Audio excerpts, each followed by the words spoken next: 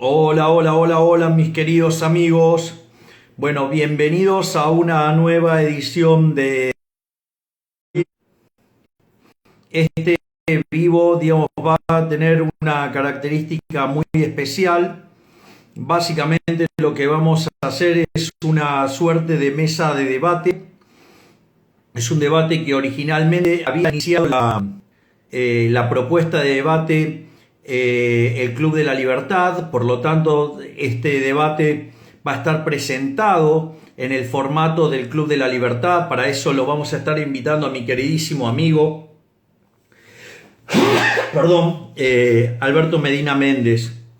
También vamos a tener la presentación de Juliana Santillán, digamos, quien va a estar haciendo las reflexiones sobre el momento político donde el liberalismo brilló en Argentina y es momento en el cual Argentina llegó a convertirse en la primer potencia mundial, es decir, el periodo de oro de Argentina y la relación con la implementación de las ideas de la libertad.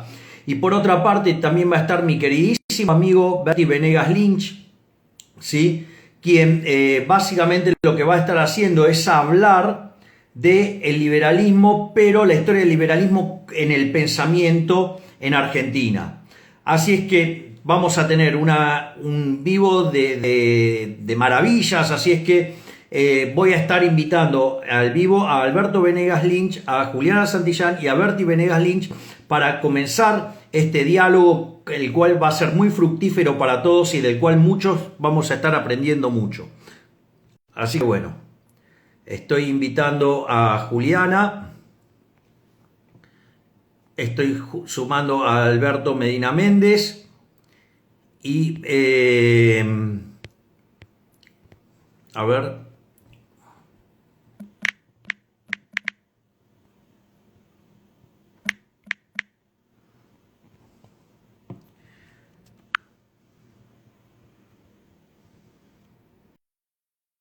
ahí los estoy invitando, a ver si logramos que se suban.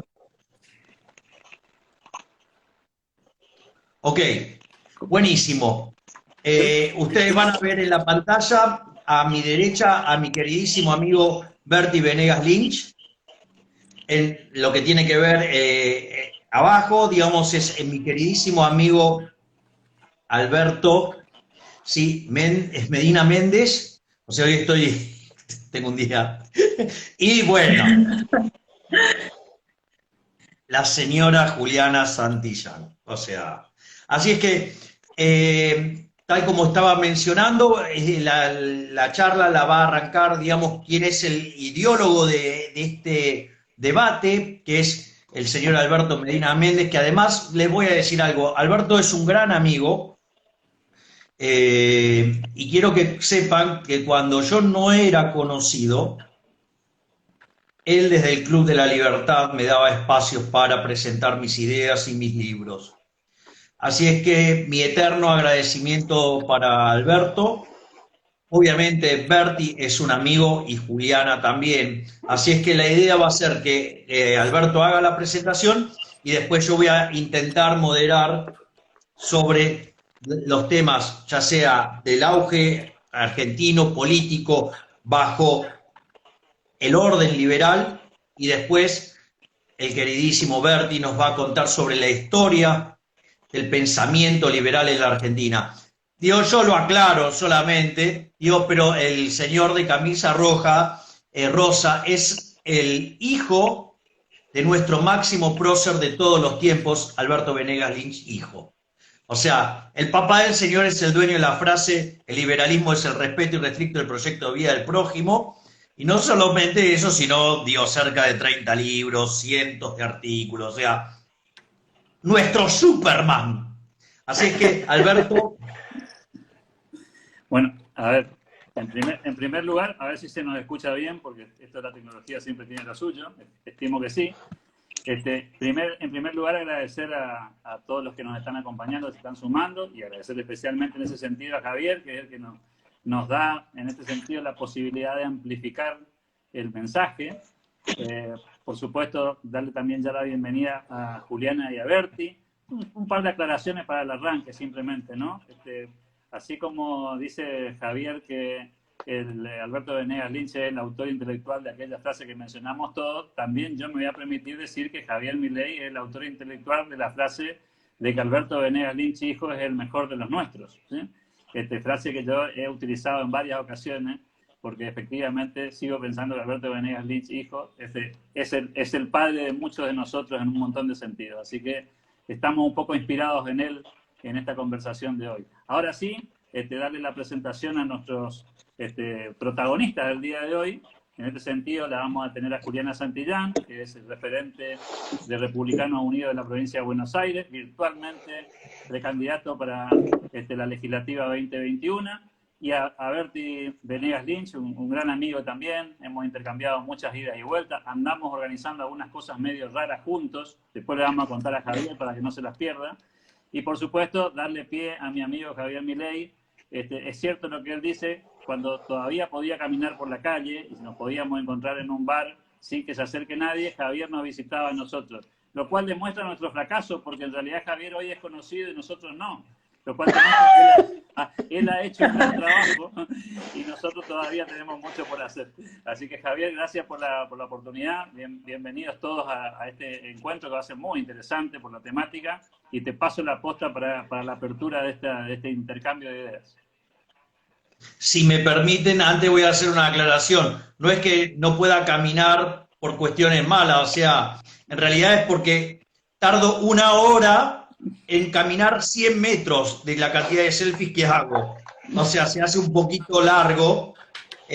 Aún, digamos, con todo cerrado, el propio Berti ha sido testigo de lo que es, o sea, con todo cerrado, sin que se mueva nadie, digamos, obviamente, ahora puedo caminar a una velocidad más alta que cuando estábamos todos libres de transitar.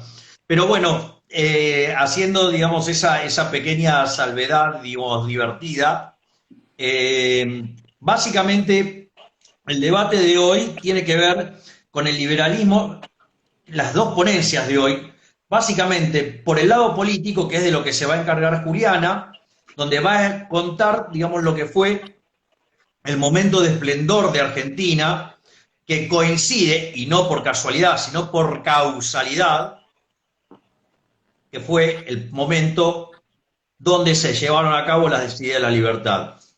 Y después vamos a tener la ponencia de Berti contando la historia del pensamiento liberal en la Argentina, porque eso también es muy bueno. O sea, está bueno tener lo que es cómo funcionó en la vida real y quiénes son nuestros pensadores de referencia.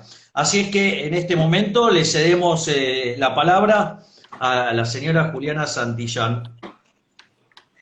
Bueno, Javi, la verdad que, bueno, empezando por Alberto, agradecerte, Alberto, a la convocatoria que hace rato la venimos organizando. A vos, Javier, que decirte más que sos un amigo, una excelente persona y serás un mejor político todavía. Y bueno, y a Berti, que lo estoy conociendo por esta instancia que estamos compartiendo hoy, seguramente un futuro muy largo nos espera en esta batalla que estamos dando. Y en esta curva final en la Argentina, que es una curva preelectoral, es muy importante, más allá de cimentar nuestras ideas liberales, contarles a todos que esto ya pasó, ya existió y no estamos inventando la pólvora, ni estamos descubriendo el agua tibia. Esto ya pasó en Argentina.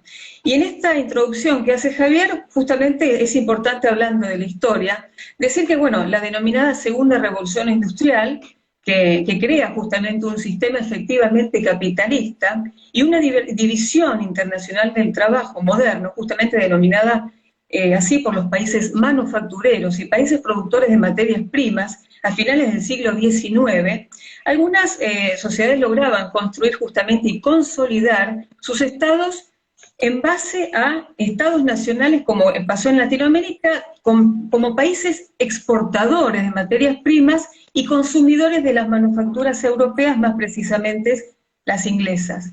Estos países eran Brasil, México y Argentina. Consolidaron repúblicas liberales y federales, mientras que otros países, por ejemplo, para nombrar a uno Chile, constituyó una república liberal unitaria, digamos. El orden debía subordinarse al progreso económico. Esa era la matriz de todas estas ideas liberales en Latinoamérica. El orden se debería subordinar a un interés de proceso económico, justamente centrado en muchos casos en libertades políticas, cuando justamente lesionaban intereses de los productores de riquezas, sobre todo los grandes terratenientes y productores. Se trata de repúblicas con escasa participación de la política, ya que justamente el fraude en el caso de Argentina, o el voto calificado en el caso de Chile, o el brasileiro, en el caso de Brasil, era lo que ocurría, ¿no? Reinaban prácticas de gobierno claramente centralizadas. En la Argentina, con el Partido Autonomista Nacional, el PAN, en México con el Partido Pluritario, y en Brasil justamente bajo el denominado Estado de Sao Paulo, que justamente contaba con un poder ejecutivo paulista, desde fines del siglo XIX hasta el siglo XX. El programa justamente conjuga un orden de proceso que se puede exhibir con resultados en Argentina a partir, Javi, de 1910. El país justamente se había convertido en ese año en el país tercero en exportar a nivel mundial el trigo, lejos del segundo que era Rusia y el tercero que era Estados Unidos.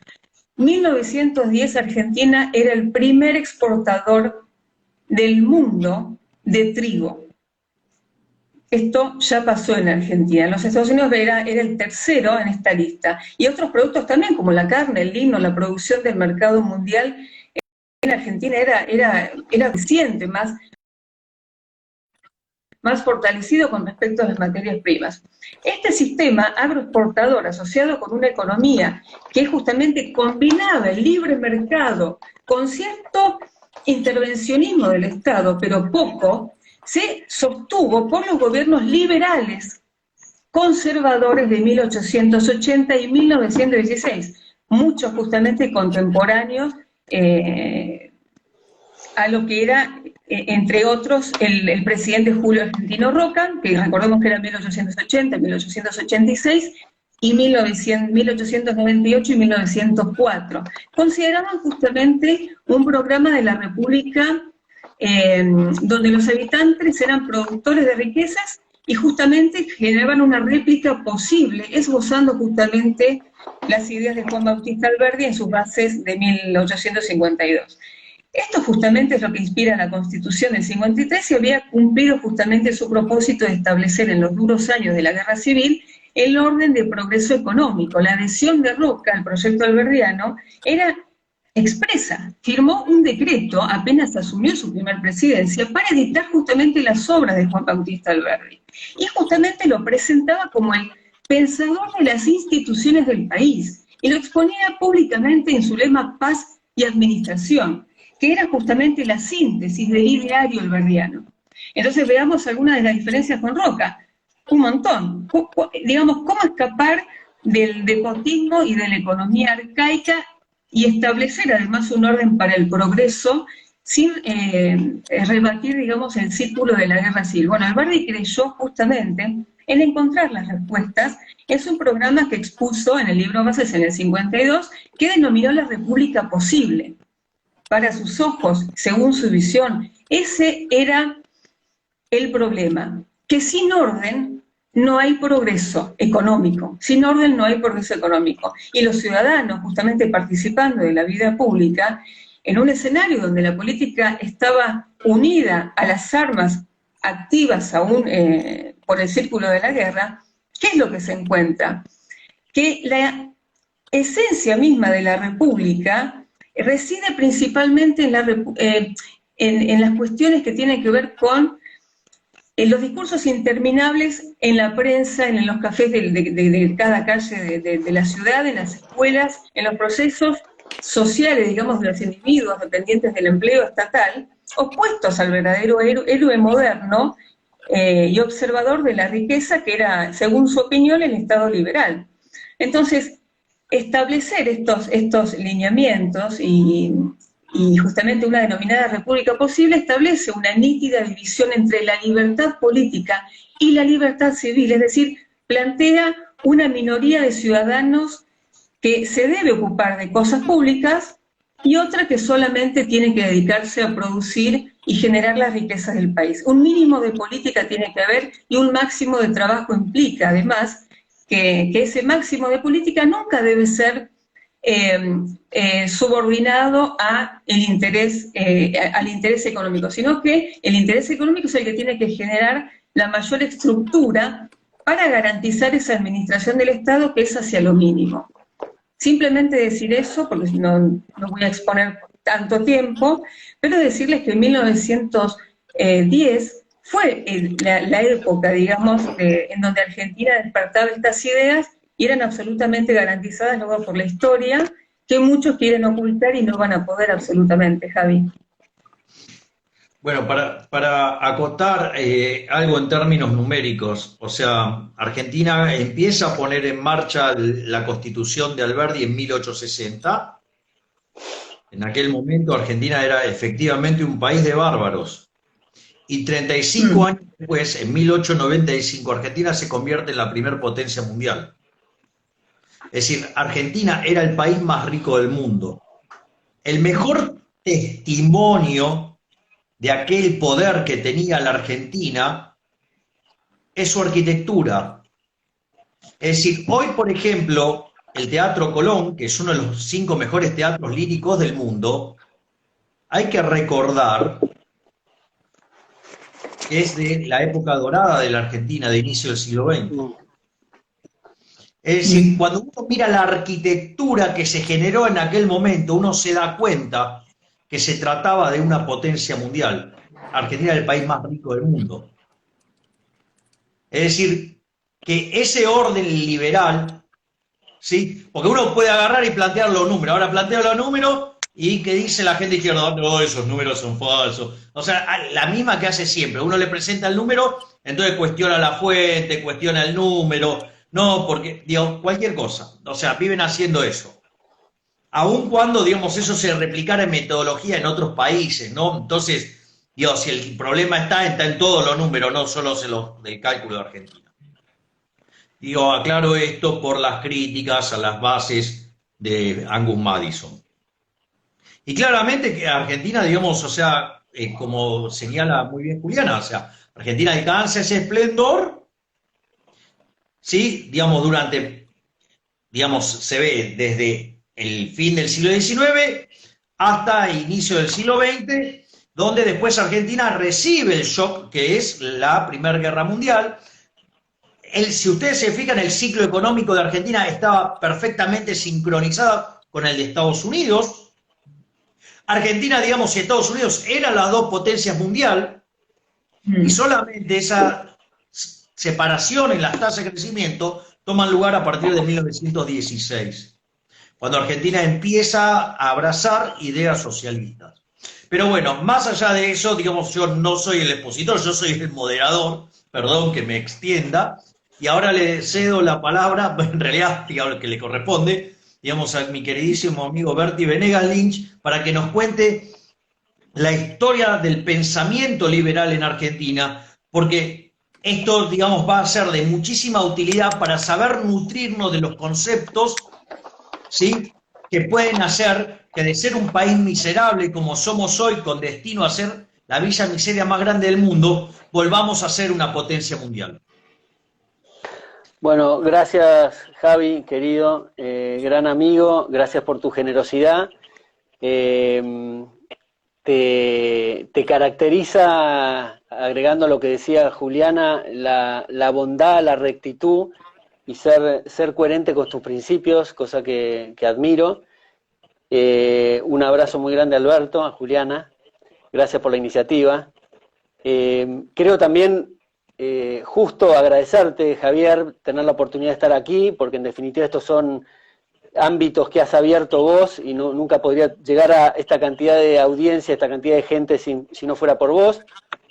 Me consta de muchos liberales que están agradecidos con vos, que has abierto canales no solamente gráficos, sino de televisión, radio, a muchos liberales, Así que los liberales de buena fe me consta que están muy, muy agradecidos.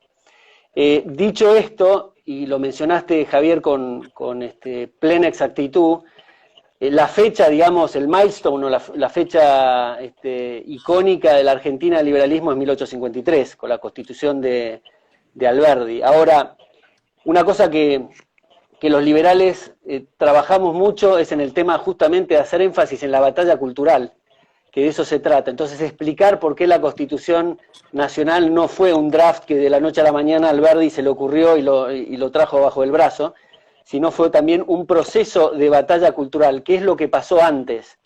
Y ahí viene la generación justamente del 37, de Alberdi y sus amigos, que gestaron estas ideas, nutridas por grandes escritores como Herbert Spencer, Say, Constant y otros, que pudieron, se llamaba la generación del 37 porque en ese año se empezaban a juntar, por ejemplo, en el salón literario, que básicamente estaba Cané padre, Alberdi, estaba Marcos Sastre, Mármol, Echeverría, que se juntaban para charlar un poco de esto, de filosofía, de la cultura y de ideas sobre la libertad. Que dicho sea de paso, se tuvo que pasar a la clandestinidad porque eran amenazados y perseguidos por la mazorca rosista.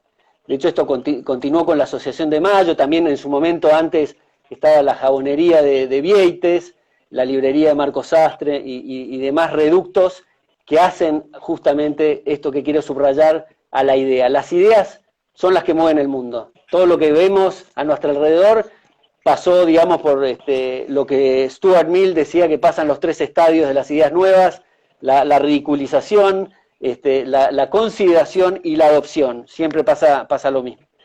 Entonces, esa es la parte fundamental donde muchas veces se dice y se menosprecia la teoría. Dice, no, eso es muy teórico. Se suele decir, para esto no hay nada más práctico que una buena teoría. Una cosa es decir que es una mala teoría porque en la práctica no sirve, a decir que es una cosa teórica. Si no, tenemos que tirar los libros y todos los antecedentes que dejan grandes pensadores y la ciencia. Dicho esto, fue lo que permitió también, a propósito, Juliana, de la parte política, la generación del 80, en definitiva, que fue una generación más que aplicó el tema de la política, basados en la generación del 37, como estaba diciendo. ¿Qué ocurrió después? Bueno, se abandonó, como nos ha pasado muchas veces en la historia argentina, se abandonaron las ideas. Yo las ideas las veo como una cinchada de tensión permanente entre el socialismo y la libertad. Bueno, ¿cuántos hay del lado de la libertad tirando porque los socialistas están tirando permanentemente? Entonces, ¿qué ocurrió? Se dio por sentado esta cuestión, vino el golpe del 30, que por supuesto ya venía patinando, digamos, con 2 presidencias de Irigoyen lamentables. Alvear en el medio quiso mejorar la cuestión, pero después la segunda presidencia de Irigoyen terminó, como digo, en el golpe de Uriburu a Irigoyen. Después, por supuesto, vino el golpe del 30, ¿no? Con Rawson, Ramírez, Farrell, con Perón, digamos, ahí en las sombras construyendo su perfil del precursor del clientelismo político con la cuestión del terremoto del 44.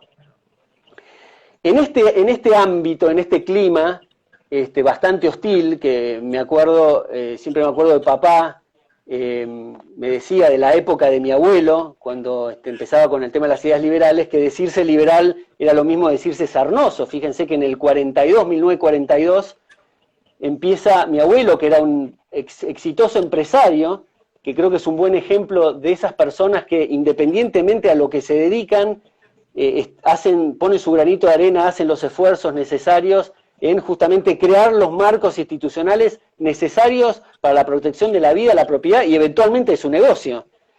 En 1942, Alberto Menegas Lynch padre, junto con William Chapman, Carlos Lucetti y José Santos Goyán hijo, crean, no sé si decirlo seminario, pero un pequeño taller de 4 personas que empiezan a intercambiar ideas y a leer uno de los primeros libros que llegó en español de la escuela austríaca, que era Prosperidad y Depresión, de Haveler. Después se fijaron también las citas que hacía Haberler dentro del libro para inspeccionar y leer otros autores. Esto muy pequeño, que estaba hecho con gran entusiasmo, empezó a tener contacto con Leonard Read, el fundador de la Foundation for Economic Education en New York, que ahora está en Atlanta, y en 1950 lo va a visitar a New York. Después de esa visita, Leonard Read lo llama a Mises, que estaba en NYU, en la Universidad de New York, para que se conozcan. Y ahí inmediatamente mi abuelo lo conoce a Mises, esto en el mismo año 1950. Acto seguido, después de esa reunión, Mises le escribe una carta a Hayek, que estaba en Chicago, para que se conozcan. De manera que se fue a Chicago mi abuelo a conocerlo a Hayek. Así que se puede decir que fue un tour bastante fructífero. Después de 1950, él tiene que vivir con su familia en Estados Unidos, de manera que toda la lucha por las ideas en Argentina la pausa, pero obviamente ahí se contacta y mantiene un contacto estrecho con muchos de los profesores de FI y los liberales que había empezado a conocer. Terminado su escala, digamos, de vida en Estados Unidos con su familia, en 1957 funda el Centro de Estudios sobre la Libertad. El Centro de Estudios sobre la Libertad, una de las instituciones, creo que pioneras para reverdecer este espíritu alberdiano, bueno, buscaba con muchísimo esfuerzo fundraising para conseguir becas, para mandar gente y chicos jóvenes de buena madera para formarse en las ideas liberales en FI y en Grove City también. Me consta que mi abuelo muchas veces ese fundraising no alcanzaba y veía que el candidato valía la pena y ponía dinero de su propio bolsillo. Han hecho bueno, traducciones, que no había muchas, con el apoyo también y las publicaciones de la Bolsa de Comercio de Buenos Aires. Seminarios, traía estos profesores que había conocido en Estados Unidos, los traía a Buenos Aires. De hecho, la más conocida, el primero que trajo fue a Mises en el 59, con sus famosas 6 conferencias en Buenos Aires en la UBA, que dicho sea de paso, el host, ahí que fue la Facultad de Ciencias Económicas de la UBA, el decano era William Chapman, que era la reunión de los 4 fantásticos, los 4 iniciales. Después sacó Ideas sobre la Libertad en el 58, que la última edición creo que es del 98, así que 40 años de Ideas sobre la Libertad, que todavía sigo escuchando gente que me dice, mi padre recibía esto por correo en Mendoza, suponte, y yo me hice liberal por estas notas que eran traducciones y notas de estos grandes popes. Después de Mises, bueno, lo trajo a Hazlitt, a Arthur Schoenfeld, a Hans Sennholz, a Bruno Leoni, a Benjamin Roche, tantos otros, Sylvester Petro. De la edición, la última, entiendo yo que es la última que saca Unión Editorial de Madrid, de las 6 conferencias en Buenos Aires, le piden a papá, a Alberto Venegas Linchijo, que haga el prólogo, cosa que siempre dice él que lo llenó de orgullo por el antecedente que esto tenía y la implicancia con todo el trabajo que había hecho mi abuelo. Por supuesto, bueno, Hayek también lo había traído, Donald Dowser, en fin. Mi padre, Alberto Venegas Linchijo, toma esto en el 68, antes ya era un estudioso de las ideas de la libertad, pero va a FI en el 98 y ahí le cambia un poco la vida. Él siempre le reconoce muchísimo a mi abuelo el lado de la biblioteca, como dice él, porque todos sus estudios lo hizo rodeado del keynesianismo, los cepalinos y los marxistas, de manera que él influyó muchísimo en esto. Bueno, en el 68 tiene la oportunidad no solamente de tener clases con todos estos monstruos que había traído mi abuelo, sino también disfruta de clases de Mises en NYU. Después tiene varios cuentos así muy divertidos de seminario que hacía Rothbard en su casa, donde él asistía, con lo cual un lujo absoluto. Creo que uno de los cuentos era que era un departamento que era de primera planta y tenía abierto las ventanas y tenía todo el tránsito, así que una locura, no era insoportable el ruido, pero Rothbard parecía no importarle y daba el seminario como si nada. Bueno, después en 1970 publica las primeras ediciones de lo que fue Fundamento de Análisis Económico, que fue el primer texto introductorio a la economía austríaca en español. Pocos años después, con un grupo de empresarios preocupados también, y por eso subrayo esto, porque generalmente el argentino se dedica, digamos, a sus cosas personales y no pone ese granito de arena tan importante. Esos valiosos empresarios lo ayudaron a fundar ESEADE, que creo que es el think tank más potente de la Argentina, que dirigió durante 23 años como rector, y fue el primero que ofreció una maestría en una institución privada de Argentina.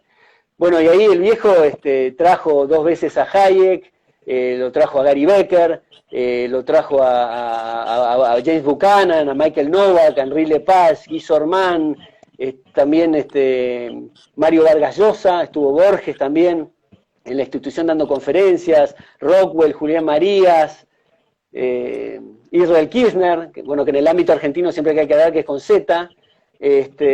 Bueno, todos estos popes que durante esta generación, y yo lo conecto también con los esfuerzos de la década de mi abuelo, en las décadas del 60 y el 70 empezaron a florecer también muchos profesionales y muchos liberales y distintas escuelitas y fundaciones y demás, con lo que es ahora, y haciendo una cosa muy encapsulada, digamos, lo que es ahora todas las fundaciones que hay en Buenos Aires, en Rosario, en Corrientes, en Tucumán, bueno, y el gran efecto, digamos, que yo digo, el efecto Milei, que ha sido un boost fenomenal para las ideas liberales, por eso te estamos tan agradecidos, Javier. Creo que tu falta de political correctness, con muchas de las cosas que hoy se endiosan de la justicia social y tantas otras cosas, fue lo que yo siempre que te veo en televisión, conecto y digo, esto la gente está asintiendo con la cabeza y eso es lo que me pasa y se siente identificado. Nadie lo decía, sin desmerecer esfuerzo de toda esta historia que yo te digo, pero realmente le has dado un empujón feroz que se traduce en la batalla cultural y ahora también con vos en la política. Bueno, en principio voy a contar, primero darte las gracias, Berti, por tu generosidad de siempre para conmigo. Y segundo, quiero contar una anécdota, porque yo me convertí a la escuela austríaca en el año 2014, cuando leí un artículo de Murray Newton Rothbard, que se llama Monopolio y Competencia, que es parte del libro, el tomo 2 del Hombre, la Economía y el Estado, y estaba traducido por alguien. Ese alguien que había hecho la traducción del artículo era el abuelo del señor. Así es que así fue como yo me inicié en la escuela austríaca y bueno, después lo otro ya es historia conocida porque yo recuerdo que un día le preguntaron a Ricardo López Murphy sobre mí, entonces dice, bueno, mire, yo cuando lo conocí era especialista en crecimiento económico, después austríaco se hizo solo. Así que en la parte por la cual me hice conocido fue otra. Y para mí eso fue un camino de ida. Yo a ese momento llevaba 23 años de docente de microeconomía. Mi curso de microeconomía siempre había tenido muy, muy alto reconocimiento y ponderación. Y lo que me pasó fue que cuando terminé de leer el artículo de Rothbard, que tiene 140 hojas, más o menos así, debe andar por ahí el número, no recuerdo el número exacto, terminé de leerlo y dije, todo lo que creí en mi vida sobre las estructuras de mercado está todo mal. Y eso me llevó a reconsiderar cada una de las piezas del análisis económico con las que trabajaba y cada día me hice más austríaco. Es decir, yo entiendo, digamos, que para el formato más convencional, austríaco es como que soy un bicho raro, porque, digamos, soy un triturador de ecuaciones, o sea, aquellos que vean mis artículos de la época de neoclásico, digamos, o sea, además era profesor de economía matemática, además de micro, por lo tanto, o sea, me la pasaba poniendo ganchos a todo. Eso, digamos, es un formato no convencional, digamos, dentro de la lógica austríaca. Igual, digamos, las nuevas generaciones están incorporando el uso de la matemática, pero quería también mencionar esta anécdota de que yo me hice austríaco leyendo un artículo que hizo la traducción del abuelo del señor. Y después voy a contar algo, que lo contó tu papá, digamos, o sea, dice que no presenció todas las charlas de Mises en Argentina. Se perdió la última, es motivo cierto. por el cual se arrepiente. Bueno, más o menos. No fue muy claro cuánto se arrepiente. Pero, digamos, aprovechó que tu abuelo estaba en la conferencia con Mises y se hizo de las llaves del auto y se fue con una señorita. Y se perdió nada. Digo, yo entiendo, digo, de repente era una señorita así linda como Juliana, entonces Mises quedó en un segundo plano. Aparte, si lo hizo Javi, Alberto, déjame poner una lo forma. tenemos lícito, o sea, podemos perdernos una conferencia, digamos, o sea, digo, lo tenemos lícito, lo hizo nuestro prócer. Javi, quería hacer un comentario que tiene que ver con la formación profesional, ¿no? Siempre está vedada en la lectura de la currícula universitaria de Ciencias Económicas las lecturas de la escuela austríaca. Entonces, por eso es que es tan irruptivo, porque no accede nadie a esas lecturas y generalmente no son en el proceso de formación profesional en donde se puede justamente leer ese tipo de cosas. Eso es una gran falla del sistema educativo en Argentina, profesional. A ver, voy a decir dos cosas. La primera es que tenés toda la razón del mundo, la segunda no estoy de acuerdo. En el segundo punto, y ahora vas a ver, digo, o sea, la primera es como vos decís, Juliana. Es decir, vos te graduás de economista y te dicen Ludwig von Mises y crees que es el 9 de Holanda. Sí. Una vez lo dijiste, sí. O sea, ok, digamos, entonces no hay chances que vos accedas a esa bibliografía, por ejemplo, la UBA, salvo que tomes el curso de Historia del Pensamiento Económico 2, que es opcional, que lo da Martín Krause. Un gigante, digamos, que también ha publicado artículos y libros con el papá de Berti, con Alberto Venegas Linchijo. Con lo cual, Dios, efectivamente eso que vos decís es cierto. De hecho, hay persecución directa a los liberales y la parte que no estoy de acuerdo contigo es que yo no creo que sea una falla en la educación pública. Yo creo que es premeditadamente hecho en la educación pública. Sí, es breve, está pensado para eso. No, está bien, Dios, o sea, yo sabía que era así, pero a ver, vos, por ejemplo, vos no podés, por ejemplo, aprobar una carrera de economía si no te la aprueba CONIAU. Porque te hacen CONIAU, mamador de la teta del Estado. Exactamente, están armados para que vos salgas un adorador de la religión del Estado, así, digamos, o sea, es así abiertamente. En algunos lugares es más grosero, pero en general es así. Entonces, digo, por eso digo, es un acto, digamos, de valentía lo que hace Alberto Venegas Linchijo cuando hace Lesiade, es una herejía. Porque decide crear desde el sector privado una forma de mirar la economía de una manera que está prácticamente censurada. Es decir, entonces es como que la realidad hay, y de hecho vamos a decirlo, hay persecución a los liberales. O sea, no solo hay listas negras con los liberales, para que no estén en los medios, para que los persigan, para que los censuren, para que les volteen las redes sociales. Para que le hagan camas, como me está pasando a mí en este momento. Bueno. Javi, hay algo que te quiero comentar y tiene que ver con lo que dijiste vos y seguramente Alberto tenga una coma ahí también para hacer, el liberalismo, en el liberalismo, el Estado se considera como un servidor de la sociedad, y él mismo justamente se controla rigurosamente y se somete a un sistema de normas jurídicas. Y lo importante es que en su condición de Estado no es un riesgo para la sociedad civil, para el ciudadano. De ahí es que justamente se responsabiliza y se salvaguarda las libertades civiles y políticas por ese Estado, por ese Estado que es liberal. Por ello es que el Estado que se funda, en las palabras justamente de Kant, según los principios de la libertad. Eso decía Kant, esa era la forma que se tenía que fundar un Estado.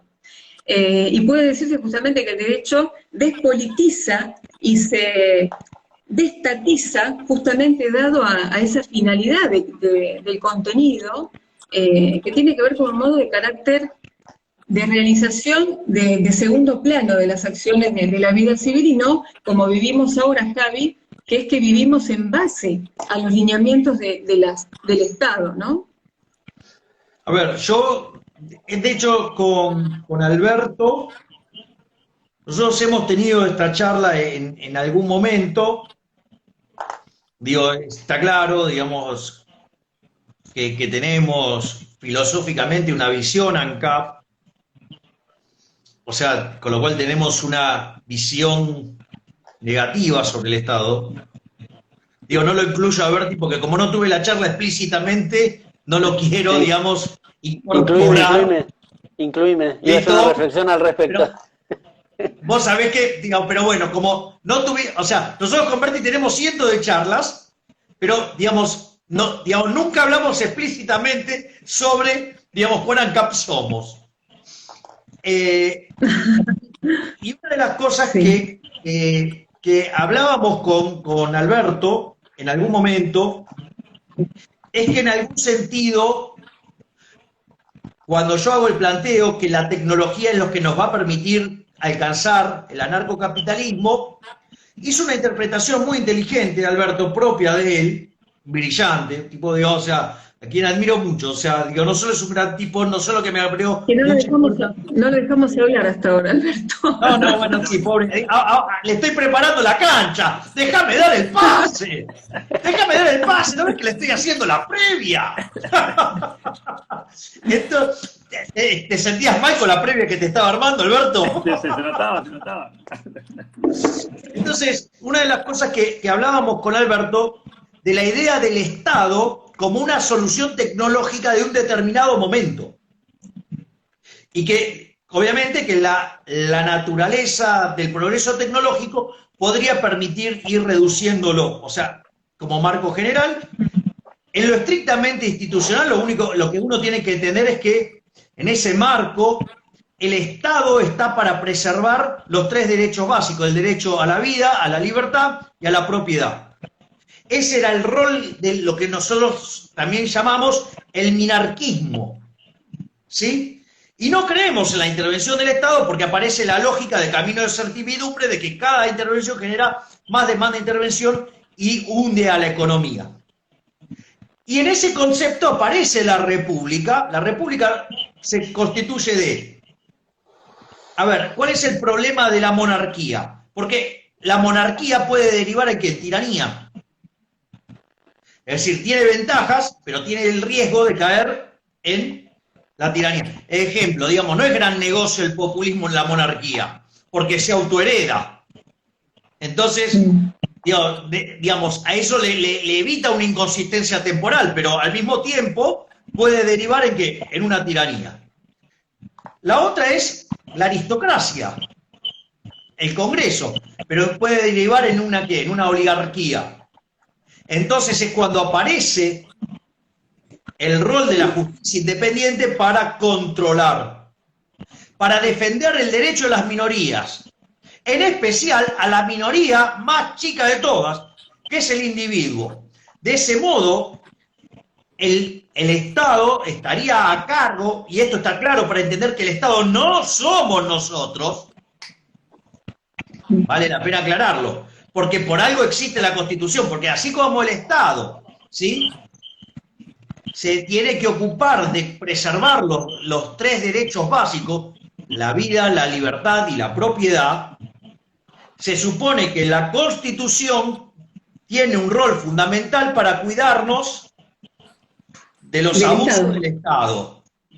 Por eso que cuando la justicia no es independiente, el Congreso se convierte en una escribanía y el Poder Ejecutivo tiene pretensiones hegemónicas y de eternización, tenemos una democracia fallida que lo único que hace se convierte en un sistema de saqueos que empobrece a todos, salvo a los políticos. Y ahí, digamos, estamos pendientes de cuando encontramos la ventana de Overton para empezar a hacer las reformas. En este contexto le doy el pie a mi queridísimo amigo Alberto Medina Méndez. Te agradezco, Javi, y te agradezco, Alberto y Juliana también. Pero déjame sumar una cosa que me parece interesante ahí, porque es uno de los errores que percibo siempre en estas discusiones que tenemos los liberales, ¿no? Viste que los seres humanos tenemos una tendencia natural a ponerle rótulos a las cosas, tal vez para tratar de entenderlo. Y en el mundo liberal pasa algo parecido, ¿no? Te quieren poner una etiqueta. Yo reconozco que en algún momento jugué ese juego. Hoy me cuesta mucho decir dónde estoy, porque me parece más importante hacia dónde voy. Esto es como si me agarras en Ruta 2 entre Buenos Aires y Mar del Plata y me preguntás si estoy en Buenos Aires o en Mar del Plata. En realidad no estoy en ninguno de los dos lugares, ¿sí? Estoy en un camino hacia, y me parece más importante ver hacia dónde estoy yendo que dónde estoy. Y me parece que ahí hay un juego interesante que la gente debería poder aprender. Yo no quiero dejar de decir esto. El papá, o el abuelo, mejor dicho, de Berti, fue una bisagra en el liberalismo. Para mucha gente desconocida, probablemente, tenemos un gran esfuerzo para contar esa parte de la historia. Alberto Venegas Lynch hijo también fue una bisagra en la historia del liberalismo. Lo fue Alzogaray, para mí, por ejemplo, en lo personal. A mucha gente le critica un montón de cosas, pero si no hubiera existido ese ensamble generacional entre una cosa y la otra, no hubieran pasado muchas cosas después. Lo fue y lo sigue siendo en alguna medida Ricardo López Murphy, con aquella elección del 2003, que también nos enseñó muchísimas cosas a un montón de nosotros. Lo constituye Javier en esta nueva etapa y en esta nueva generación, una bisagra gigantesca que logró decodificar un lenguaje incomprensible para la inmensa mayoría de la gente y popularizó. Yo siempre cuento esta anécdota porque me parece que pinta de cuerpo entero, ¿no? Mucha gente no lo entiende, Javier, pero entiende que lo que Javier está diciendo es importante y va y estudia lo que Javier dice que hay que estudiar. Y esto es una cosa fabulosa, ¿no? Porque no significa que haya que entenderlo en el cuerpo a cuerpo, sino que lo que genera emocionalmente como inspiración. Entonces, ¿qué quiero decir con esto? Me parece que nosotros somos eslabones de una cadena, algunos más importantes, caso Javier, algunos mucho menos importantes en la significación, pero todos vamos siendo un mecanismo en este eslabón que se va construyendo, evolucionando, creando nuevas ideas. A mí me encanta cuando Javier dice, yo pensaba tal cosa y ahora pienso tal otra. Cuando lo escucho a Venegas Lynch hijo diciendo lo mismo, me fascina, ¿no? Y aprendí a valorizar la importancia de cambiar de idea, de aprender del error, inclusive en las actitudes personales, cuántas veces nos hemos equivocado. Bueno, pero en esta línea quiero abonar lo que dice Javier, entender algo que muchas veces lo planteó. Nosotros vivimos una situación en el presente que tiene que ver con lo que es. Y vivimos una situación en nuestra cabeza respecto de cómo nos gustaría que sea. La inteligencia está en construir desde donde estamos hacia donde queremos ir. Y en ver cómo hacemos esos mecanismos. Muchos liberales hicieron ese esfuerzo. En lo académico y ahora en lo pragmático. Entonces creo que hay que revalorizar esa parte, no quedarse en la cosa chiquitita de si te gusta más el Estado o menos el Estado, un poco más, un poco menos, mucho, algo, nada. Me parece que es una discusión casi anecdótica, en todo caso valdrá para la academia, pero para el mundo, digamos, de la praxis hay que tratar de enfocarse en el hacia dónde vamos, ese sería mi aporte. Sí, si me permiten... no, sí, Berti, ¿querés decir algo? No. Sí, primero agradecerte, Alberto, las palabras que siempre tenés para mi abuelo y para papá. Muchísimas gracias. Y después agregar dos cosas. Una, lo que dijiste, Alberto, respecto de la bisagra que aportó Javier, que creo que es esa pasión por la libertad y llegar a la cosa del sentimiento que no se llegaba. Estar conectados tanto, que es una autocrítica que hago, los liberales a la cuestión crematística de la economía, digamos, en las transacciones monetarias, por así decirlo, desde el punto de vista de Mises, y no justamente de su raíz moral. que eso es un valor que le aportó Javier, y muchos liberales tienen obviamente, pero creo que al común denominador de la gente que piensa simplemente que estamos con el Bitcoin y las LELIC y qué sé yo, es que el tema sobre los principios, digamos, de Adam Smith, del fundamento moral del liberalismo es central. Y por último, a propósito de lo que decías, Alberto, de esta cuestión de los liberales, creo que hay muchos liberales, tienen cosas buenas y malas, la gente joven que se incorpora al liberalismo. Unos creo que tienen que aprender que el liberalismo es una cosmovisión, es un enorme paraguas donde se han investigado distintas avenidas, donde, como dice papá, no hay palabras finales. Ese es el valor que tiene. No es una Biblia, no es una doctrina, no es una ideología, no hay boundaries que me digan, bueno, te vas de acá y no sos liberal. Justamente eso es la riqueza que tiene el liberalismo, un paraguas en torno a la preocupación de las ideas de la libertad.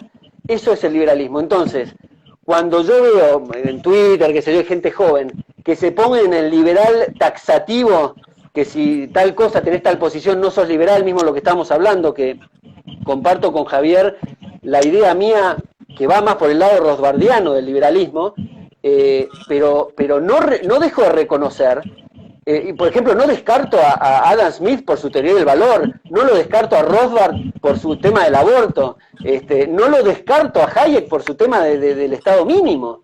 Entonces, cuando veo liberales que se ponen a criticar eso, quiero que no entienden qué es el liberalismo, sumado a la evolución, ¿no?, que ha tenido el mismo Hayek, por ejemplo, desde ser fabiano a las posiciones que ha tenido, por ejemplo, sobre la moneda.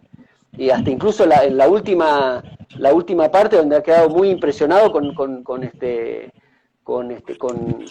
escritos de Walter Block respecto al tema monetario, y como que le cambió mucho la cabeza y no ha escrito mucho al respecto, pero digamos, esa es la honestidad intelectual, Alberto, que vos comentabas, que es el valor del intelectual, que lo veo también en muchos, lo he visto en papá en el tema de la droga, en su liberalismo para liberales, que tenía orangután con rostro humano, criticando el tema de las drogas y que tenía que intervenir el gobierno, y después con la tragedia de la drogadicción, donde cree desde el punto de vista de el no victim, no crime, digamos. Si no hay una víctima, no hay un crimen, es tu plan de vida, sé lo que querés, independientemente de lo que editorializa, por supuesto, todo lo nefasto que es el tema de las drogas desde el punto de vista médico y para la vida.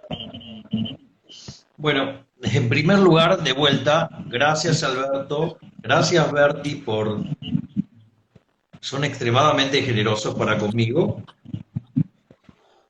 Yo solo me siento un divulgador, o sea, pero al margen de eso, hay algo que me pareció muy importante de lo que señalaba Alberto, y está en una de las charlas de Milton Friedman. En un momento Milton Friedman dice, mire, si usted se fija, hay tres tipos de liberales. Dice, están los minarquistas, uno podría hablar ahí de Adam Smith, del propio Milton Friedman, podría hablar en algún sentido forzándolo del propio Hayek. Uno tiene los minarquistas, ¿no?, como Mises, más naturalmente Hayek yo lo veo más cerca ahí, o Nozick, o Rand, ¿sí? Y en un momento dice, y mire, si se fija bien, hasta los hay anarquistas, ¿no? Lo que vendría a ser, digamos, nuestro amado Murray Newton Rothbard, digamos, entre otros tantos. Digo, Berti nombró al fabuloso Walter Block, es fuera de serie, pero podríamos mencionar a Hans Hoppe, podríamos nombrar a Jesús Huerta de Soto, o podríamos nombrar a Ancho Basto, digo, o sea, tenemos para hacer un picnic.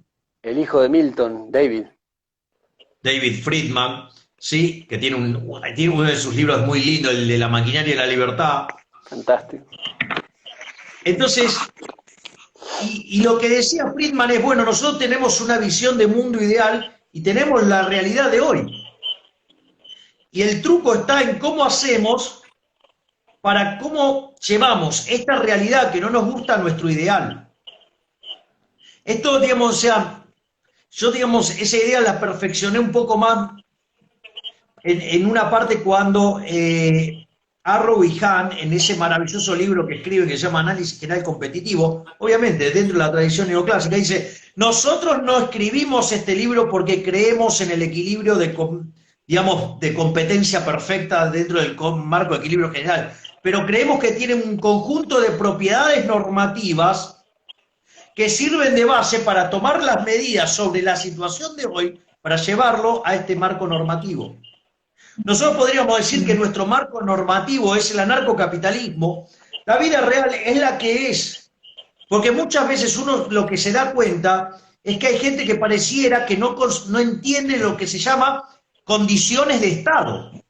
Es decir, algo tan estúpido de no entender que cuando vos resolvés una ecuación diferencial o un sistema de ecuaciones diferenciales, una ecuación en diferencia finita, un sistema de ecuaciones en diferencias finitas, para poder resolverlo tenés lo que se llama condición de estado, es decir, las condiciones iniciales. Y las condiciones iniciales son las que son, no las que vos querés.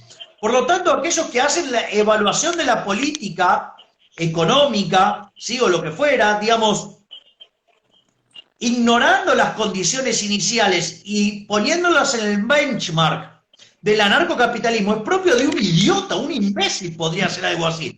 Y si además no contempla las restricciones que pesan sobre el sistema, puede estar dando recomendaciones donde el remedio puede terminar siendo mucho peor que la enfermedad. Por lo tanto, digamos, ese conjunto de imbéciles que se arrogan ser los paladines de la defensa de las ideas de la libertad, son los más nocivos. Porque hasta terminan, digamos, atacando a aquellos que están dando la pelea en la trinchera contra el surderío. En el fondo, esos imbéciles son los más funcionales a la izquierda, porque lo que hay que darse cuenta es que cuando la izquierda avanza es totalitaria. Y el resultado es que matan las ideas de la libertad. Por lo tanto, los imbéciles que ignoran las condiciones de inicio, que ignoran las restricciones y que hacen recomendaciones en el vacío, que terminan generando situaciones casi que hasta generan la burla, en realidad terminan siendo los más funcionales para que la izquierda siga avanzando. Es decir, hay un conjunto que, y por eso también es importante no solo la batalla de las ideas, sino la batalla de la política y las dos conjugadas. Porque, a ver, de vuelta, vos vas a ver el Barcelona, te llenan el Nou Camp, está buenísimo, cantan todo, pero los goles lo hace Messi. No se cambia la vida, digamos, desde una cuenta de Twitter. Exactamente. Sí, entonces, aparte, Javi, decir que las ideas de la libertad y esto que estamos hablando ahora, hay un momento irruptivo, momento bisagra, como dijo Alberto, que sos vos, digamos, vos le ponés el cuerpo a esa... Soy el moderador, digamos, me están halagando todo el tiempo, no está bien eso. No, pero viene a colación de que es el momento del 2021, el momento ideal y el momento irruptivo, que no es en el 23, porque convengamos que está la derecha o el gobierno anterior, el Mundo por el Cambio, tomando ideas liberales, cuando en el gobierno no las aplicaron, las están tomando como bandera de un mensaje que es testimonial.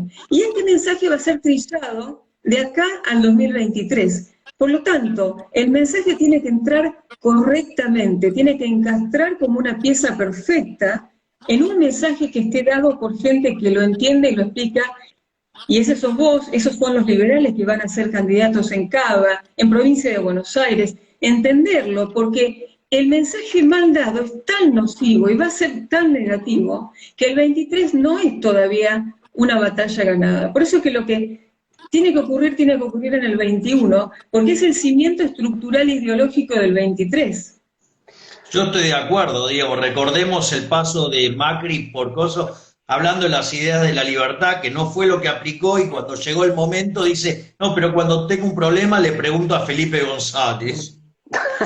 No, y el gradualismo es una prueba básica de la falta de idea liberal. Yo creo que esos liberales que, como decís vos, que no tienen en cuenta las restricciones y no saben la diferencia entre la academia y la parte política, es primero en la academia parecen no tomar el ejemplo de todos los grandes maestros, que había un respeto intelectual y se consideraban amigos intelectuales en el mismo camino, y no hubiera existido un Rothbard si no hubiera existido un Mises y demás. Eso no entender eso desde el plano económico. Y en el plano político, ¿qué decirte? O sea, estamos en el quinto subsuelo del infierno, decime cómo corno, en un solo paso pasás al cielo. Es imposible. Entonces, esta posición tuya de ir hacia adentro con el tema filosófico y empezar a implosionar desde adentro el sistema, es lo único. Lo otro es una revolución armada. Porque, es más, no le escuché a ninguno de estos liberales decir cómo sería la solución que están proponiendo. Pues la otra es la revolución armada, que nada tiene que ver con el cambio cultural, que ya hemos tenido antecedentes de revoluciones que en definitiva... Además que perderíamos porque el Estado tiene monopolio de las armas. Correcto. Pero suponiendo lo mejor... Sí, la idea, Berti.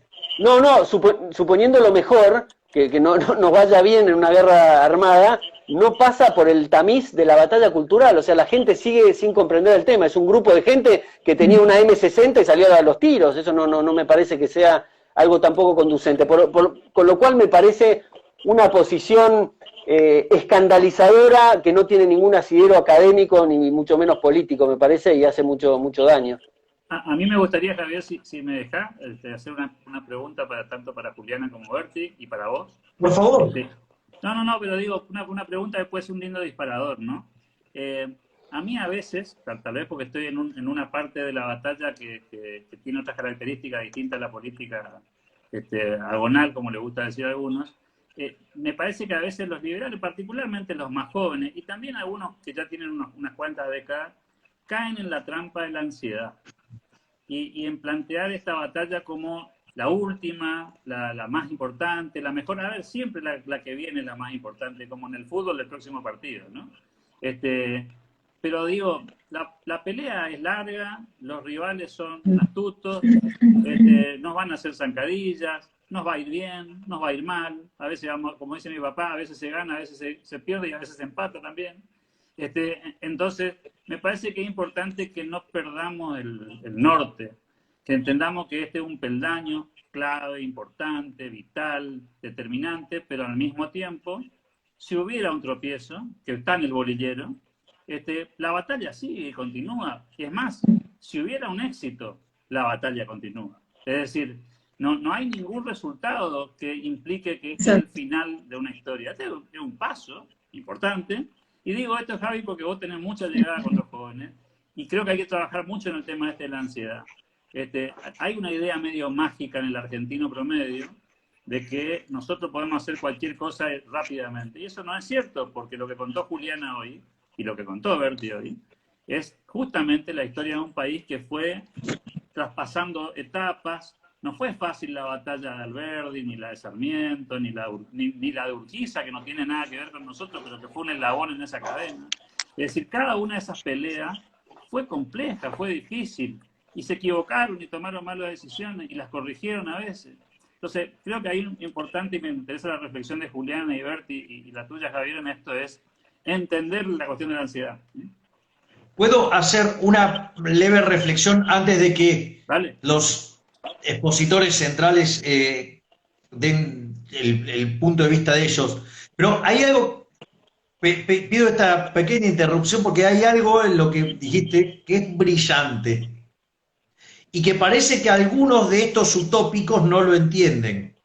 Los otros también juegan.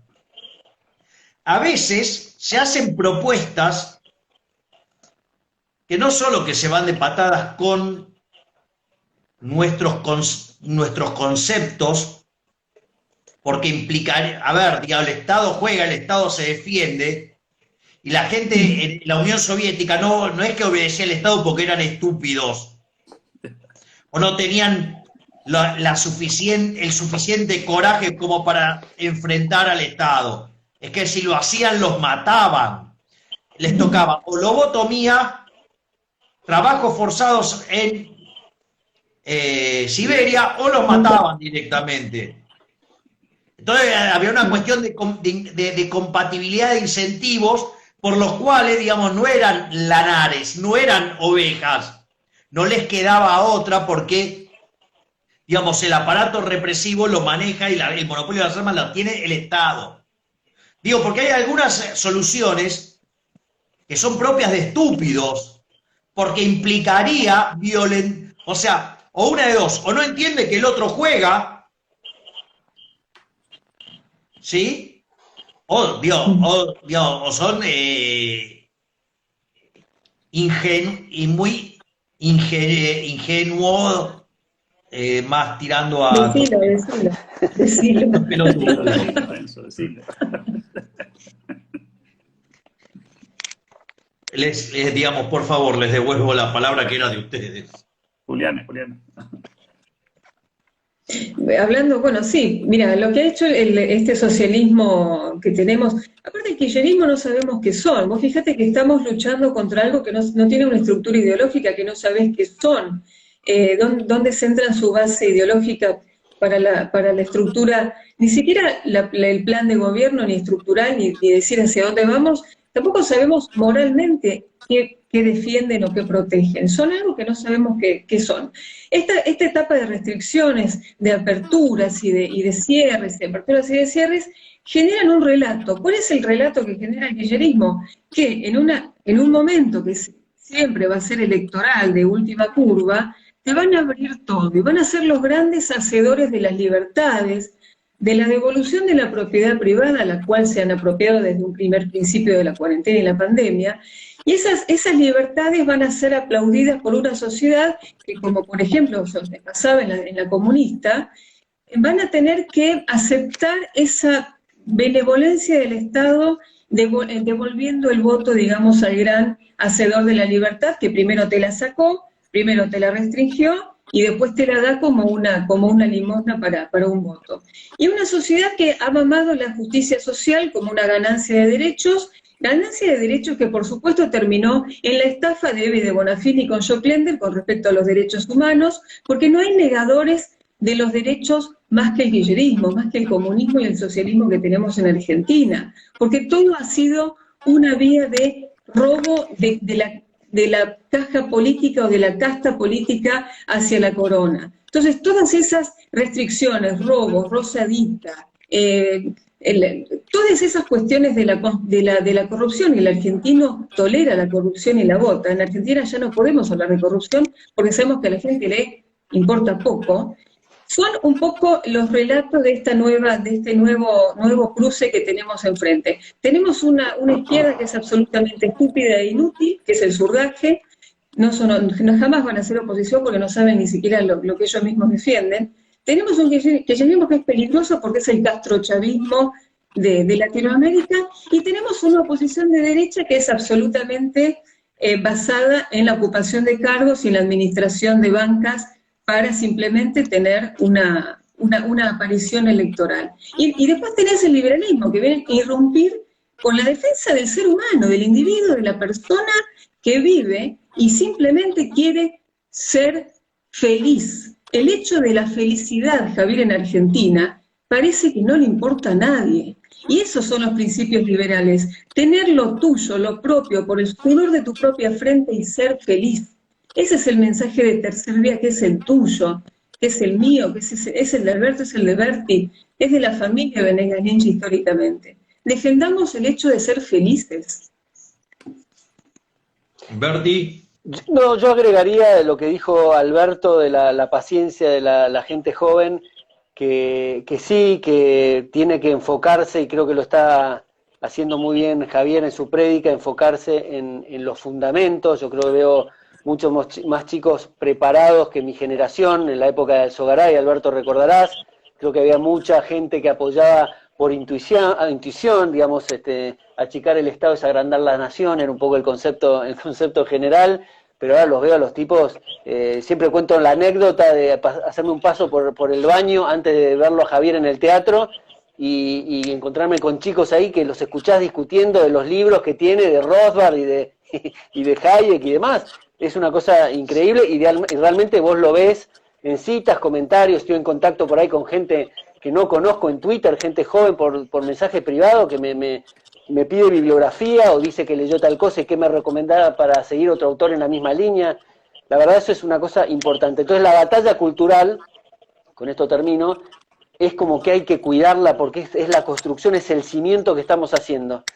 Es el cimiento que está... Y en el mientras tanto, en la parte política, marcar la cancha como hace Javier, como le hizo con Juana Viale a Patricia Bullrich. No me vengas a hablar de agarrar la bandera de libertad solamente a los efectos que diga tengo liberales en mis filas o te doy dos frasecitas liberales para tratar de cooptar un escenario o un plafón político que les resulta atractivo para después hacer lo mismo del Estado presente y demás porque se nos cae la batalla cultural.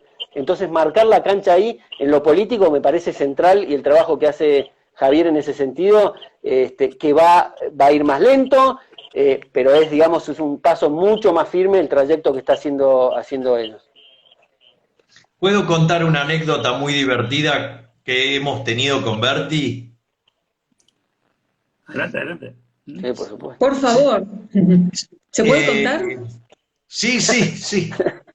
Está brava, ¿eh? Está brava. Entonces, se había salido, había pasado esto de que había aumentado el precio de la carne y fueron y le hicieron el reportaje al dueño de una carnicería del Abasto. Y entonces el hombre el muchacho, digamos, empezó a recitar las consignas liberales y nos pusimos en contacto con él y lo fuimos a visitar. Entonces yo le dije, bueno, te vamos a ir a visitar y bueno, y vamos a ir con una sorpresa. Y después, qué sé yo, vamos a ver qué te parece la sorpresa que te vamos a llevar. Entonces, digamos, ahí el señor de Rosa era la sorpresa. Entonces le pedí a Berti que viniera y que nos acompañara a ir a visitar al dueño de la carnicería. Bueno, lo primero que pasó es que llegamos, no estaba, porque en realidad cuando entonces entramos, no estaba, dice, no vino. O sea, y cuando le avisan, viene y dice, es que creí que me mentían, que no iban a venir.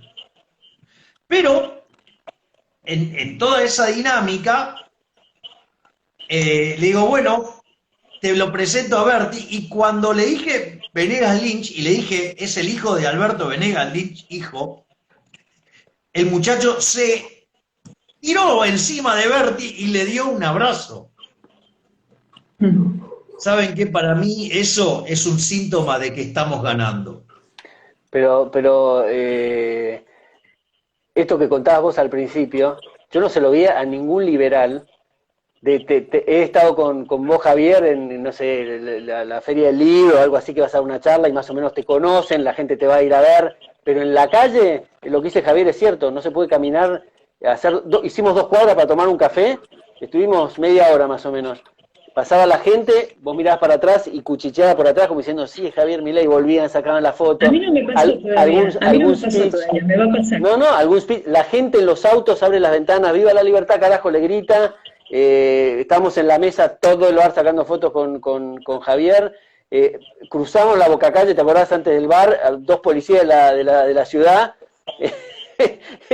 Lo pararon, estuvieron de charla, no sé qué hablaron, pero los tipos fascinados, pero no solamente, no por la cosa, para mí debe haber algunos casos de la cosa mediática, ¿no? La cosa de la idea, la cosa de sentirse representado. Yo, la verdad, nunca lo vi, y mucho menos en el ámbito de la gente joven, que es lo que más esperanza da, que eso no pasaba. Vos veías en una charla de liberales un grupito de 6 chicos jóvenes y decías, mirá qué bueno, hay gente joven. Esto es una cosa que espacio Clarín y qué sé yo, colas por todos lados. Es el único liberal que cobra entrada para que lo escuchen. Es increíble. El gran desafío que viene, me parece a mí, es que estas bisagras que se están dando, y esta de Javier, digamos, en particular, sirvan como efecto multiplicador. Y ahí, a veces, no sé si les pasa a ustedes, pero cuando te preguntan, ¿sos optimista con respecto al futuro? Y yo digo, soy prudentemente optimista respecto al futuro próximo, prudentemente optimista. Es muy difícil en un país como este ser extremadamente optimista con el corto plazo, pero soy bastante optimista respecto con el mediano plazo, porque esta generación de jóvenes, probablemente en muy pocos años, tal vez en menos de lo que nosotros esperamos, van a ser parte de la conducción de esta república en distintos planos, no solamente en el ámbito político, ¿no? Van a estar en la política, pero también van a estar en las organizaciones de la sociedad civil, van a estar en los medios de comunicación, van a estar en la academia. Más tarde o más temprano, este ejército desorganizado, de la mano del orden espontáneo, va a ser su parte, y toda esta prédica que se trajo hasta aquí rendirá los frutos. Ojalá tengamos nosotros la suerte de poder ver ese proceso y ayudar desde donde podamos, pero me parece que la tarea está iniciada y está por el camino adecuado, ¿no? Una cosa más, perdón, una cosa más que quiero conectar con Javier y lo que conté también de mi abuelo y papá y demás, es lo que me parece familiar a mí de Javier, su generosidad. Porque mi abuelo era igual, papá es igual, súper generoso con la gente que ve buena madera, esto que conté, la cuestión de las becas, muy generoso con la gente que inicia tareas similares a la que inició él.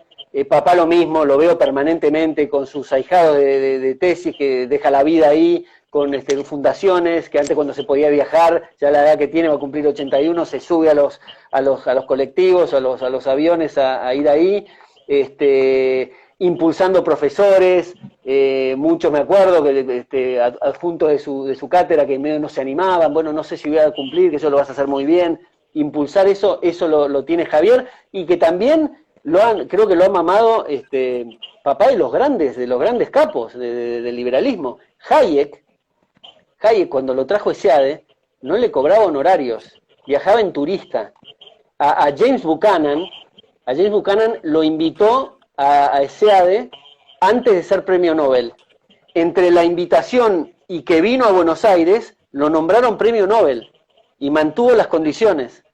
No cobró un peso, viajó en turista el tipo. Entonces, todas esas cosas que creo que te conectan como gente que está dentro de tu equipo de algo tan... Porque esto no es una cuestión si te gusta el dulce de leche o el chocolate. Nos va la vida en estos. Somos compañeros de ruta. Lo natural es ayudarnos. No cabe el ego. Quien participa de la idea liberal por un tema de spotlight, qué sé yo, quiere decir que no lo mama bien, no conecta bien con la cuestión de la idea. Déjame contar una anécdota, Berti. Alberto, te cuento una anécdota con Javi. Hay muchas que yo las tomo como anécdotas. Javi tiene algo que yo, por ejemplo, termino muy tarde, cuando me pongo a leer todo desde muy tarde, 1 de la mañana, quizás, y le pongo un mensaje a Javi, ¿estás? Te llamo, llámame. Y Javi te llama a la 1 de la mañana, 1:30 de la mañana, con la voz rota porque está cansado. Y eso, yo digo, wow, me está llamando Javier a esta hora, porque yo no me doy cuenta de los horarios, a veces es muy tarde. Te llama Javier y hablamos 1 hora, ponele. Y eso te da la pauta que Javier, si no deja a uno, es porque no va a dejar a ninguno. Javier no va a soltar a nadie. Sí, yo voy a decir una cosa medio políticamente incorrecta ahí, que cada uno agarre lo que pueda, pero lo hemos charlado con Javier alguna vez. Con gente íntegra se puede ir a cualquier lado. Vos podés tener diferencias, discrepancias, te podés llevar mejor, peor, te puede gustar un comentario, ¿no? Obviamente, cuando te encontrás con gente, que también lamentablemente tenemos, afortunadamente los menos, con gente que no es íntegra no podés ir ni a la esquina, ¿sí? Porque más tarde o más temprano va a tener un tropiezo, ¿no? Y Javier está en esa lista, y está entre los top de esa lista. Está el tema de la humildad de los grandes, digamos, como contaba Berti hoy, que conocemos mucho, hay que decir, ¿eh? Hay muchos tipos en el liberalismo en el que se van a tomar un café con vos, no importa si son 4 de copa, lo mismo, están ahí, y que se apasionan, como decía Berti hoy, para enseñarte una cosa que nadie se tomaría el tiempo de enseñarte. Y yo creo que esos pequeños gestos son los que definen a las personas. y es el enorme desafío que tienen los grandes de poder sostener eso en el tiempo, que es mucho más difícil, ¿eh? Porque una cosa cuando no te manda nadie mensaje, como digo yo, ni en el Día del Amigo, y otra cosa debe ser el celular de Javi, digamos, ¿no? Cosa explotable, termina el vivo ese. Se va a poner... Termina el vivo ese, Javi, tiene el celular que debe estar recaliente y debe tener 184.000 mensajes sin contestar, digamos, ¿no? Es una tarea... Es la parte frustrante, ¿no? Porque yo quiero contestar y a veces arranco y abro el teléfono y digo, y hay de repente 70, 80 mensajes y los empiezo a contestar. Esto me pasó el otro día, literal. Dije, los voy a contestar todos, como un cabrón. Y los empecé a contestar todos y contestaba. En esa dinámica, llego a contestarlos todos. Y me levanto para ir al baño, para no hacer una escala larga, ¿ok? Una escala corta, breve, ¿está claro? O sea, muy breve. Sí. Cuando vuelvo, tenía 35 mensajes. Se multiplican. Ya, listo. O sea, yo, digamos, lo hago ahora públicamente y si hay a alguien no le contesto, pido perdón, juro que no me subí al pony. No hago tiempo. No hago a tiempo a contestar. No es fácil. Hay que cuidar el físico, Javi. Sí. Y no dejemos de nombrar a Karina, ¿no? A Karina, que es una... el jefe. Las manzanas nos caen lejos del árbol, dice el dicho. Sí, digo, bueno, ella es el jefe, literalmente. O sea, bueno, digo, es una bendición de Dios que me ha dado de poder, porque aparte me acompaña. O sea, me acompaña a todos lados, o sea, es una, digo, digo, mi hermana y mis hijitos de 4 patas, Conan, Murray, Milton, Robert y Lucas, para mí son una bendición del cielo todos ellos.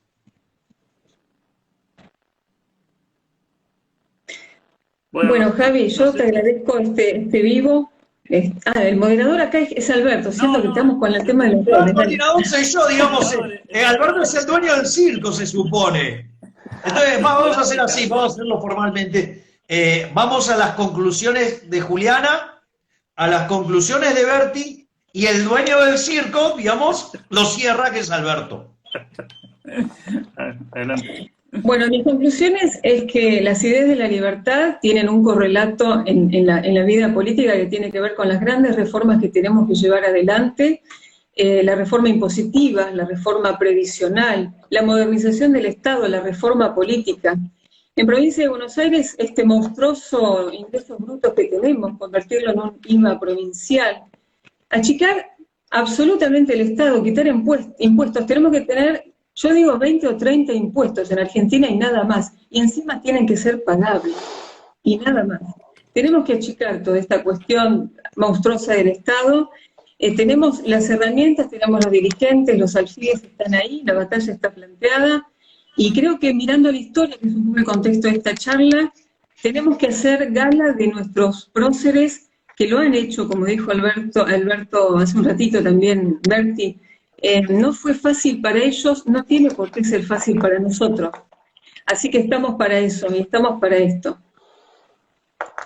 Berti, tus palabras. Bueno, yo el último mensaje conectado con lo que dijo en un momento Alberto, un mensaje a todos los liberales que en definitiva no sean espectadores. Yo una de las frases que me acuerdo desde chico es que todo lo necesario para que las fuerzas del mal se apoderen de este mundo es que haya un número suficiente de gente de bien que no haga nada, de Edmund Burke.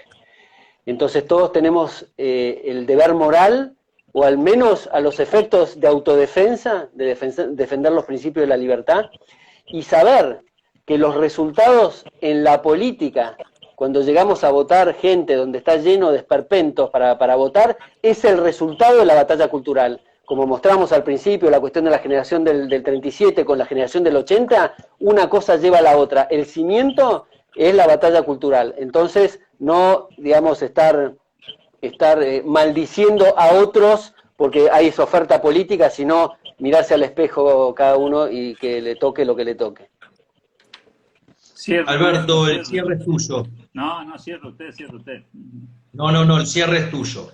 No, yo te hago un pie y vos cerrás. En primer lugar, obviamente agradecer a todos los que nos acompañaron, se engancharon en la conversación, que escribieron ahí, los que hablaron bien, los que hablaron mal, no importa. Lo importante es estar. Le agradecemos muy especialmente a Juliana y a Berti por los aportes que nos hicieron desde lo académico también y estas reflexiones fantásticas que pudimos intercambiar. Y valorando un poco algo que planteó Berti, agradecerle a Javier siempre la generosidad, porque seguramente si estuviéramos Berti, Juliana y yo conversando seríamos unos cuantos cientos menos de los que estamos acá. Gracias por la generosidad de siempre. Bueno, yo, digamos, soy el agradecido con ustedes por su amistad. Gracias, Juliana. Gracias, Berti. Gracias, Alberto. Siempre son muy generosos para conmigo. Hoy, digamos, teníamos una conferencia, digamos, y aprovecharon para tirarme flores, así que también se los agradezco infinitamente. Nos whatsappeamos y nos quedamos de acuerdo recién, nos escribimos por privado, che, vamos a tirarle, nos pusimos los tres de acuerdo. Ok. Yo igual creo que, digamos, dado el contexto, me parece que esto es puro orden espontáneo, pero, digamos, o sea, no los veo planificando, así, mirá, vamos a hacer.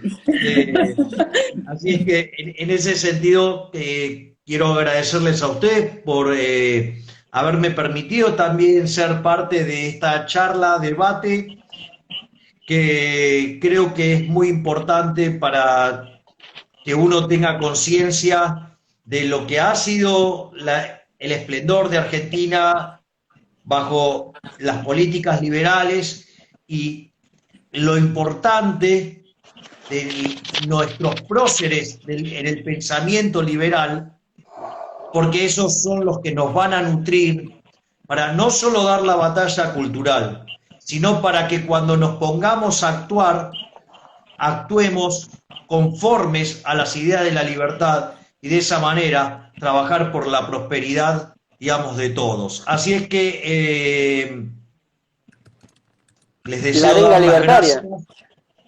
Javi, la gente pide que lo subas. La gente pide que lo subas al video. Sí, lo voy a subir, sí, claro. Así estoy leyendo ahí. Si a ustedes les parece, digamos, a pedido de Berti, arrancamos con la arenga libertaria. ¡Viva la libertad, carajo! Chao, Javi, un beso Alberto. enorme a todos. Chao. Berti, empecemos a usar Instagram. A empezar a usar Instagram, Berti. Eso es, sigan a Berti en Instagram, claro. Síganlo. Beso enorme, te gracias, quiero. Javi. Chao, Juli. Gracias a ustedes, quiero, gracias por permitirme interactuar con ustedes. Muchas Por gracias. favor. Un placer, Javier. Beso, te quiero mucho. Un abrazo. Chao. Gracias, Diana, gracias, Berti. Chao, Javi. Chao. Van saliendo ustedes, así yo hago el cierre con el coso para que quede bien cerrado. Ahí está.